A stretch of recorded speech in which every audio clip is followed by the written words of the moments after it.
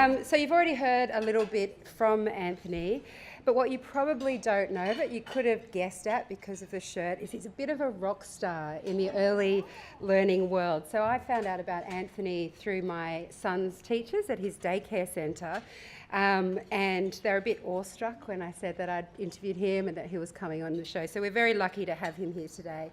Anthony approaches his work with all of the latest research. He takes that and then he applies it with compassion, with love and compassion. I think you could see from what he said earlier, he's all about looking at the world through your toddler's eyes or your child's eyes, and his aim is to empower us as parents. So it's this really lovely balance of the two things and how we raise our kids.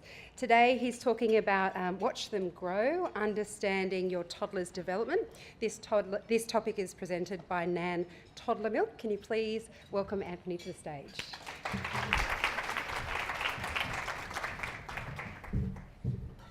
I went to the gym yesterday for the first time in like 400 years. I actually do know how to walk. It looks weird because I'm in pain, but all good. Hey, thanks for having me, and please do keep eating. You don't have to rush through your meal. It's great to be here, and I do always position myself as an advocate for young people. It's at the core of my work. My first entry is as an early childhood teacher, and I worked in early childhood centres for quite a number of years, decades, both directly with children but also in managing programs, then moved in and did other work like for the federal government, which was really quite boring actually, and then went back and worked with children. And what I want to do in our short time together is just help us really get to know and understand these young human beings. And I am political when I say young human beings, because they are people too. And I think often when we use language that separates us from these human beings, we can do strange things to them under the banner of parenting. I also want to say good on you for being here. I have heard some of you say, yeah, we're going to go for a drink later or shopping. But I'm sure you're not here just for that, because you could have lied to your family and just gone shopping all day while they thought you were at a conference. But I'm assuming you're here because you want to do the best you can for your children or your child. And so we really need to honour that, that you're trying your best. And I've not met in my very long career working in the early years space a parent who truly believes they've got it. They don't. Every parent is kind of fumbling through life with this human that they've just met with a huge responsibility on their shoulder. And it's because parents want to be perfect. And there was an interesting study done of that. You know that crazy super nanny chick woman? Yeah. Madness at its best. Do not watch it. Don't waste electricity. It dehumanises these human beings. And they went back to those families where she had been, and they were in a worse case than when she ever entered. Because all those strategies were dehumanising these human beings for trying to figure out who they are in the world. It was all power-based stuff, scaring these young people while camera crew were watching this human trying to organise their behaviour in what is a really crazy world. And you can't ever see your child outside of the madness of this world. We think they don't know what's going on in this world. They watch you, they hear the radio in the background, they're trying to kind of find a safe place, and we can only but wish the safest place for them to grow and thrive is in their home. Sadly, it's not the only place that they thrive and grow in the safest way, but we always have to live with hope as parents that you're doing the best job you can, and I always stand by that. Okay, so that's the kind of title, Hey, Watch Them Grow, Understanding Your Toddler's Development. Let's start with this one. This comes from a great author called Geelongi, and you're probably all going to go, Jesus, that's me. Children know when we're not really listening to them, just like they know when you skip pages while reading their favourite picture book. Guilty much? Yeah. And then what they do, they make you start again. They punish you. And they go, read it again. And you're going, oh, thought I could get away with it. So it ends up being reading it twice and 3 times. And, you know, I think these human beings deserve so much credit for kind of getting into this world and trying to figure it out. And we can say things about young children that really, if it was someone else, it would be inappropriate. We slip. We slip in many ways. And there are often labels that we use for children aged 3 and under, which leave a lot to be desired, actually. Like, think about the labels. Let's just kind of get our language right here. A toddler. What does it actually mean? It actually means someone who can't walk very well. To toddle. And if you look at the word infant, where it comes from, it actually means without speech. We know there is more to this human being than being unable to walk very well. Could you imagine we called old people shufflers? Drunk people wobblers? Oh, look at those wobblers. I really want, in our very short time together, to honour these young people who are excelling at their development. And they really are, and I touched on that earlier on. They really needed you more than we ever can really realise when they're babies, they're infants. And this growing autonomy means they're trying to figure out their place in the world. And it means that they slightly lean out of those things that came really easy to us when they weren't walking, when they weren't talking other than talking and crying. And, you know, as an advocate for infants, you look at how powerful an infant is. You can never convince a baby it's not time to eat right now. Good luck. They just go from 0 to 100. They just cry and you're going, what the hell, where did that come from? And then we run around trying to comfort them and try and say, okay, I'll feed you now. And then they become toddlers and all the rules tend to change. Like, please wait, go and share, eat this before you eat that. Now, could you imagine when it was lunchtime today, we had food police at the lunch tables going, excuse me, sorry, you need to eat that before you eat that. Salad before the carbs. And then we impose these rules on toddlers that make no sense to them. Absolutely make no sense to them.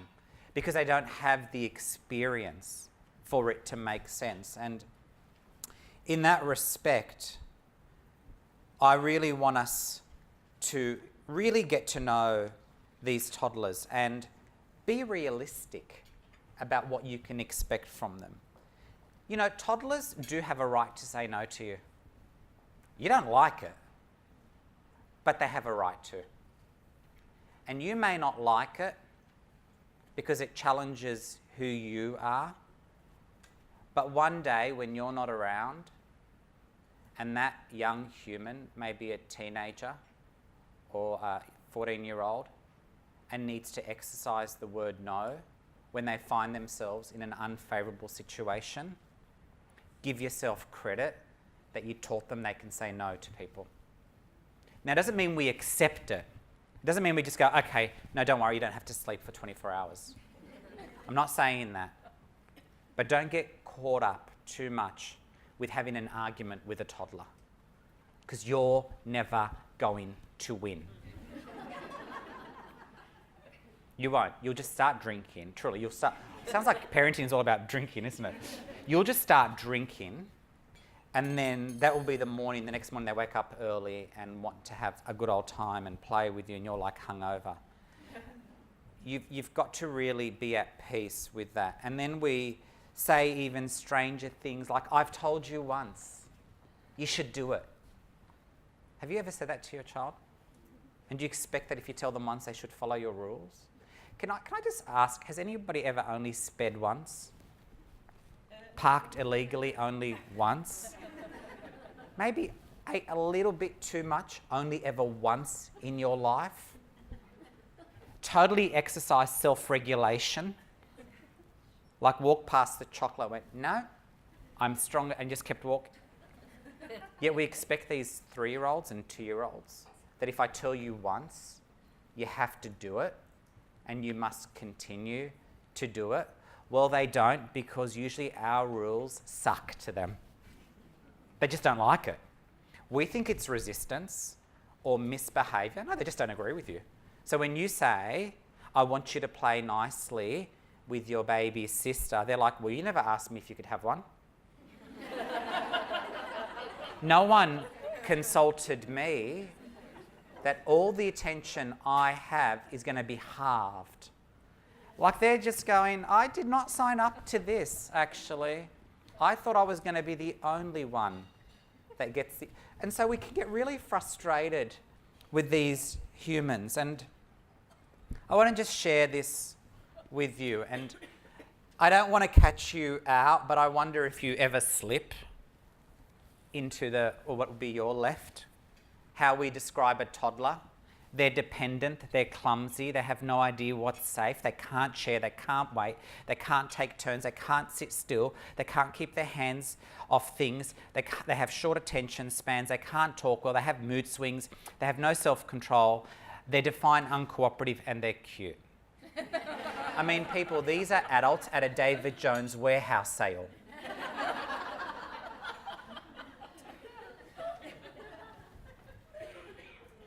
What a raw deal toddlers get, hey? Let's flip this around and begin to see them differently. They're energetic explorers. They're tireless experimenters. And they're dedicated scientists trying to figure out how things work. They are passionate about trying to figure things out. They have good... they understand much of what they hear, which is kind of a problem because you realise very quickly you gave birth to yourself after a couple of years. They have good non-verbal communication skills. They have exploding, that means swearing, verbal skills, and they use language creatively. I remember once working in an early childhood program and they were really exploring like some not so nice words, and we're figuring out how do we teach these young people that you can't swear, because we didn't want to judge the parents. And so we decided that the best way is to have a swearing fence. And if you wanted to use language creatively, you'd go up to the swearing fence and you'd say stuff like poo-poo, shit, like all that kind of, like that language that they just love, like it's horrible language.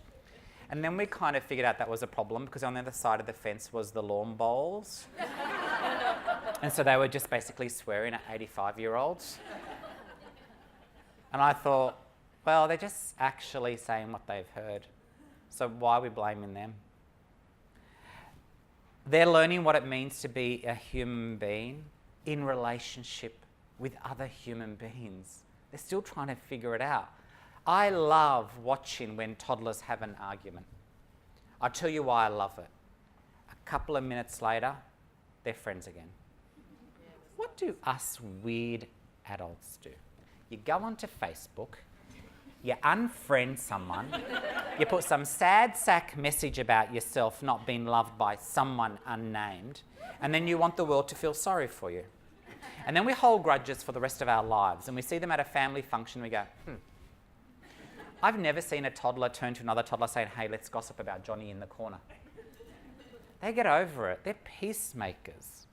Life is too short for a toddler to hold resentment. Yet parents can often kind of be worked up about their child for a very long time.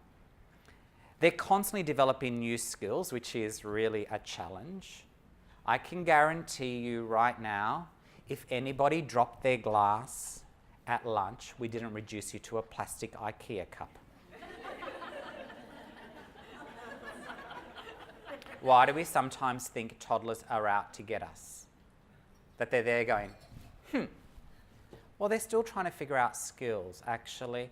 I'm sure this establishment hotel last night had a couple of folks dropping glasses downstairs in the bar. And then we kind of then go, oh, they meant to do it. No, actually, developing some coordination of your muscles takes a while, and you fumble through it as a human being while you're developing it. You're moving from dependence to independence. And again, that can be really challenging. when your toddler wants to feed themselves and you see half the food is actually on the ground, not in their mouth, and we just want to control it all. And they just go, no, and they're just kind of pushing you away. I'd love to say the solution is just feed them sandwiches, but that's probably not going to fly well with nutritionists in the room.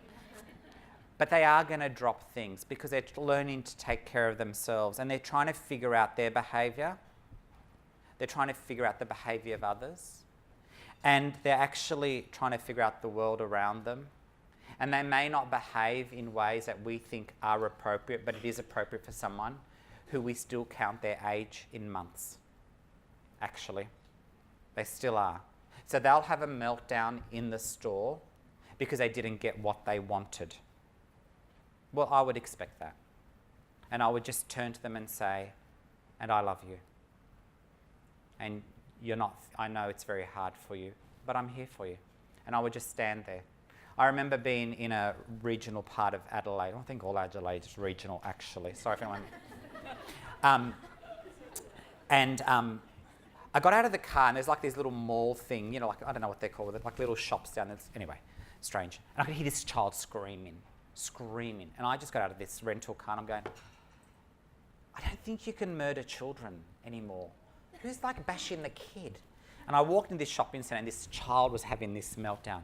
The mother was so calm. She had a young baby here. This one was having a meltdown and she just stood there just so calmly. And I thought, hats off to you. Anyway, I grabbed something and I went to the bottle shop to grab some wine for a friend who was hosting me for dinner. And I could hear the screaming was continuing and she was at the car and the child was still going. I took that wine and I just walked up to her and I said, mate, you need this more than I do. And she just said, I'm used to it. And I said, you deserve an award. And she said, don't worry about me. Worry about the people who are giving me nasty looks.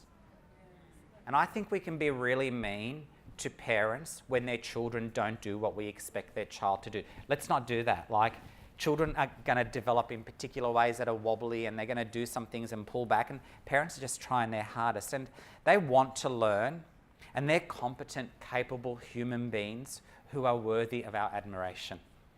They absolutely are.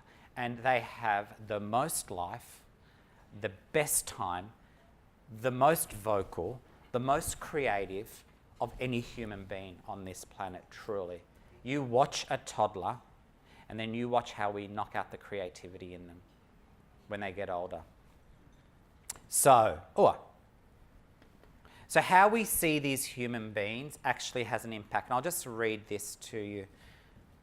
There are many possible images that we can have of these toddlers. Some focus on what children are, what they have, and what they can do, where some, unfortunately, focus on what children are not, do not have, what they are not able to do. And these images, they're culturally bound, actually.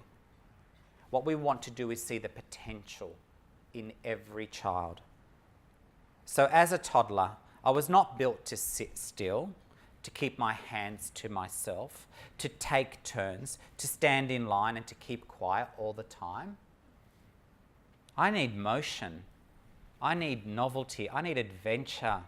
I need to engage in this world, my whole body. I need to play.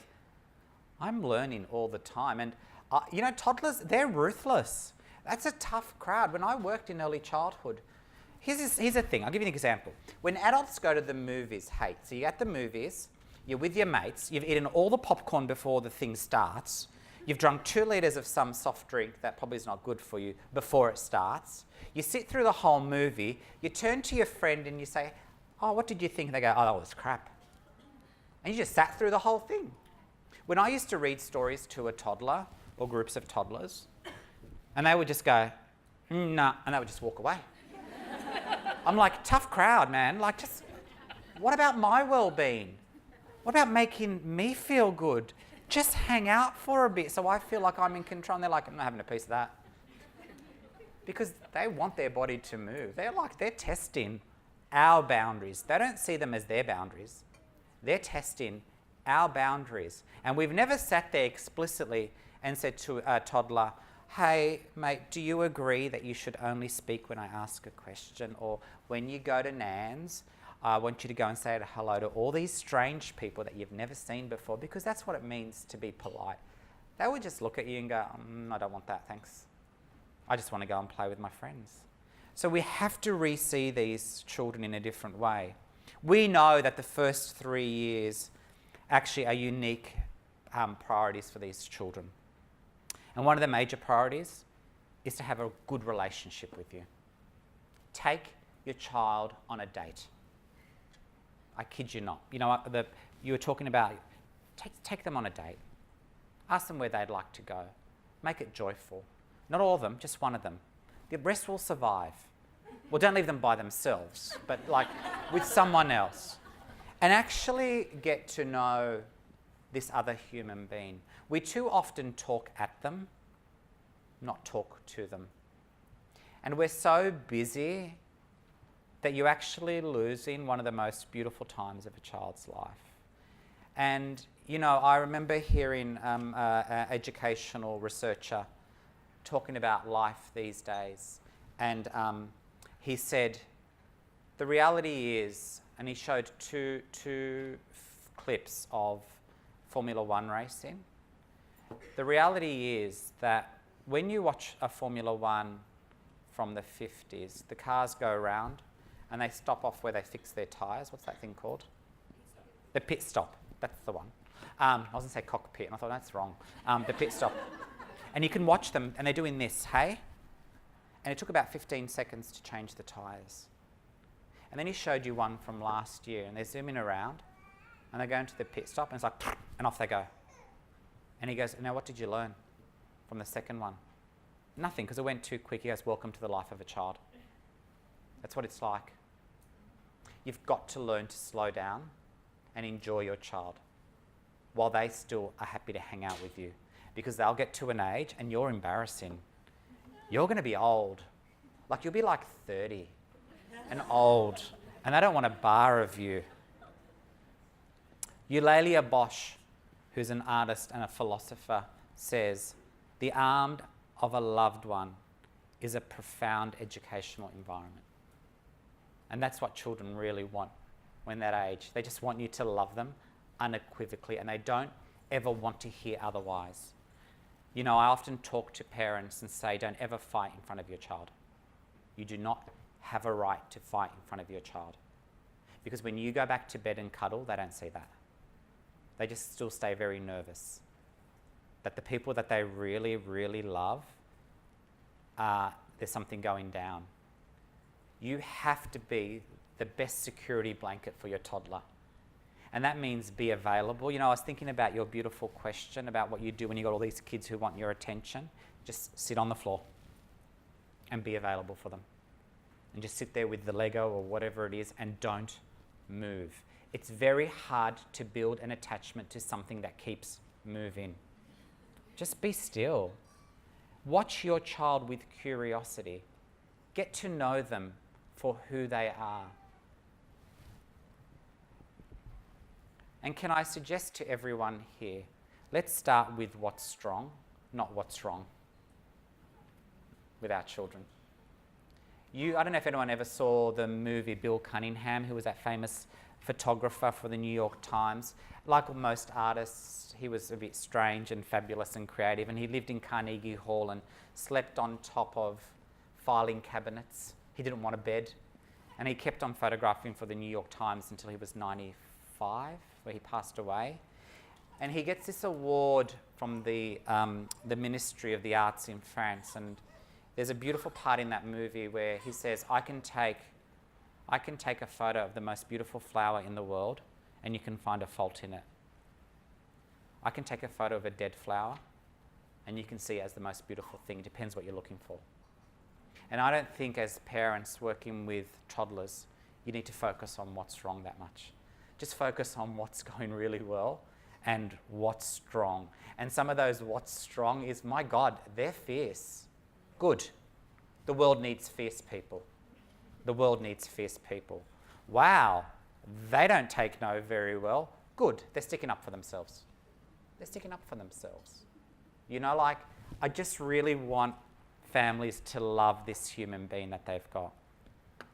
How would you feel if you were reading or watching television with great concentration and this big giant comes from behind you, sweeps you up, carries you over, washes your face with a cold wet wash? Yeah, it's strange what we do to them. Or you're just sitting there and right now, someone from here comes with a tissue behind your face and just blows your nose and you'd be going... How often do we do things to toddlers? And we wonder why they push back and they resist. They are, and I'll just use some sociological terms here, stick with me. They are subjects, not objects. They are humans, they're not a pot plant. Stop doing things to toddlers, do things with them. So we kind of like pick them up from behind or wipe their nose randomly. We wonder why they kind of go away. Because I would do exactly the same. I would do exactly the same if some random did that from behind. And we even do weirder things, like we check their nappies while they're moving around in public. Like you kind of go, peeps, it's not a nightclub. We don't check people's undies, okay? Like, be respectful to this human. Like, if you're going to check their nappy, just say, let's go somewhere where no one else can see. It's called being respectful. Because all we're doing is treat them like this object, which is not chic at all. So here's my advice to you. Slow down. Enjoy more. Work less. Sit and enjoy your child. Like if they want to hear a story and they love it, make time to do that. Believe me, no one's going to do the washing for you. It'll be there for you, still waiting. So here's some tips and advice for my last couple of minutes with you. And I hope this is helpful. As I said earlier on, children find us boring. So do fun things with your toddler. Things that they want, okay? Have healthy boundaries, but with love, with absolute love. Children need parents to parent. But you do it with love. And we never do it with a kind of... You're never going to parent very well when you're out of control. And the best thing you can do, stepping away, sometimes means you actually love that relationship. And sometimes we can get so caught up and we're still there trying to give this human being a lecture where they've melted down. It's not the time to do it. Here's the other thing. Toddlers don't misbehave for your attention. We have to let go of that. I said to some people here, it's like you going, oh, my partner's been away for 3 months for work. I can't wait for them to come home. I've really missed them. I might go sleep with my neighbour.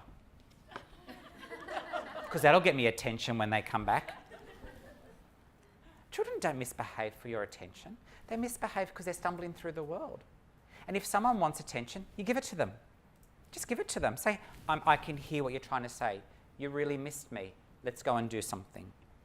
And finally, I do think it's important that you fall into the life of a toddler and just see the world through their eyes. And, it's not about making excuses as they're learning to become more dependent. It's just trying to watch this human being grow into an adult that you want them to be. Raise the adult you want from when they're young. And I'll just share this. I remember being with a mother whose child was hitting her on the face. And I said to the mum, just tell him to stop. She said, oh, it's fine. And I'm like, tell him to stop. And she said, oh, it's fine. And I said, you won't say it's fine when he's 20 doing that to you. And she froze. I said, teach your toddler to be a good human being. Do it with love, but healthy boundaries, because they'll love you for it a bit later on. Don't growl at them, but just say to them, I'm going to put you down now because I don't think that's the way you should treat me. And she did it. And the child just kind of stopped. Because that's the best way to deal with this human being. Does that make sense? All right, fire questions at me. We've got time for questions. Thank you. Okay, so if you have questions for Anthony, just raise your hand straight up in the air and Denise and Leslie will run around and... That was awesome. Thank you. It helps us have gratitude for our toddlers when Absolutely. we probably came in with a different mindset. Just going back to that point around arguing or fighting or whatever around your toddler. My husband comes from a background where that's really productive because then they can see how to work through conflict. Yeah. So if you're never going to have a perfect relationship, so if you're going to fight, is there a recommendation of how to show that tying up at the end if they're not going to see the hug in the bed or what's... So the arguments between the two adults? Yeah, two adults and you're at dinner. Yeah, I mean, we're asking for some very high order thinking from this 2-year-old, which they don't have. They don't have it. And as much as I'd love to say, I get you, I understand. I come from a very loud Middle Eastern family. Okay, like if we're not yelling at each other, there's something wrong. We're angry with each other because we're not yelling.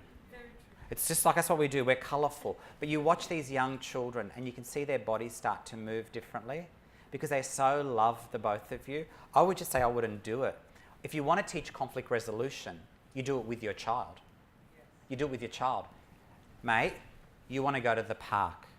We've just come back from the park.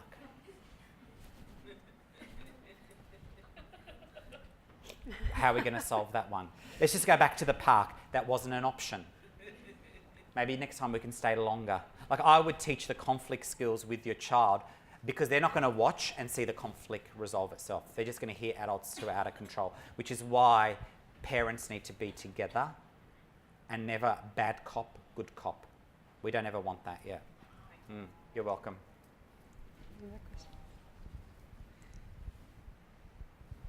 Hi, sorry, it's me again. I know you said that toddlers don't misbehave for attention, but my child really does. Like, I'll be cooking dinner and then I'll just hear this, oh dear, and she'll literally come over to me and say, look, mummy, I draw on table.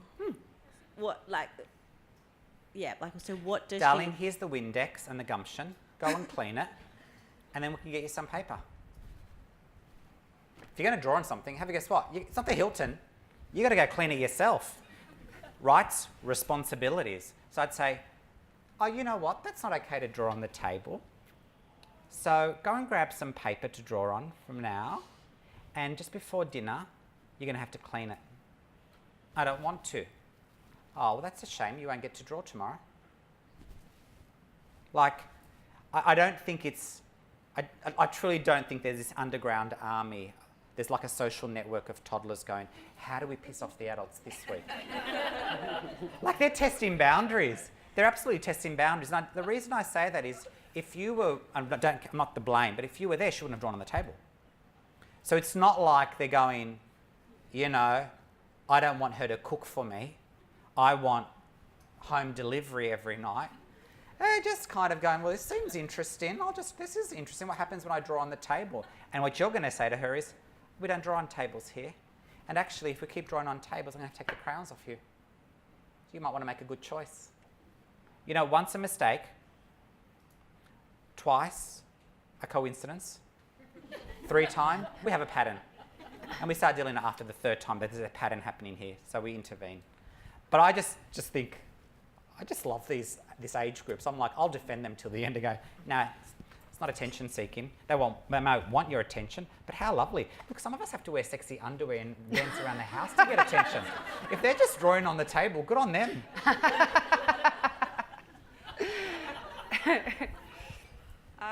My question's touching on what you spoke about in the speaker panel with the iPads. Yeah. I tend not to try and give my daughter the phone or the iPad when we're out and she's at that point where she's throwing stuff everywhere and the pram doesn't work, the walking doesn't work, and I give her the phone and I explain to her when I'm taking it off her, okay, now we're back in the car, we're back home. She absolutely melts down. Absolutely. Yeah. I've tried the gentle speaking, I've tried letting her have her tantrum, and it gets to the point where she thinks that the phone Is the solution. No, is a solution and a given. It's not a privilege. Yeah, absolutely. I would say the reason I mentioned the iPad is because I'm trying to advocate for parents not to feel guilty. Because we stare at parents. Like I've seen parents with iPads and I was like, you really should be reading to your child. Why? I'm having my breakfast. Like give me a break as a parent. Like I would say I wouldn't use the iPad for my child to socialise with it. If there's an issue, I would deal with the issue, and the solution is not the iPad. So walking down the street, you have a meltdown. The issue is not to give you the iPad to help reorganise your behaviour. But I think sometimes when you find yourself in a situation where a child would find it really boring, because most of the situations we put toddlers in are really boring to them. Like, we expect them to sit down and pay attention and sit at the table and keep, like, they're going, I don't want that. And so I think when we can intervene with something that works, I would do it that way. So you might go, this is going to be a very boring family event. I'll take texters and books, and that's the solution to, they kind of intervene before there's a problem. But if they're having a meltdown, you deal with the meltdown, and the solution's not the iPad. The solution is, I'm just going to stop till you gather yourself. The meltdown is when I take it off. Oh, well then you stop, don't give it to her. I just wouldn't give it to her then. If there's going to be a meltdown when you have to detach, I would sit and say, do you know what? We're not going to have the iPad, because every time we have it, you have a meltdown. So we'll give it a break for 2 days. When I was a kid and I used to misbehave, my father used to unplug the telly. There's nothing worse than not being able to watch Young Talent Time or Sons and Daughters. And I was like, smack me. And I grew up in a non-violent household, and he never would. He'd go, no, I'm unplugging the TV. We learned to behave very quickly. Yeah. Young Talent Time. I know. And Sons and Daughters.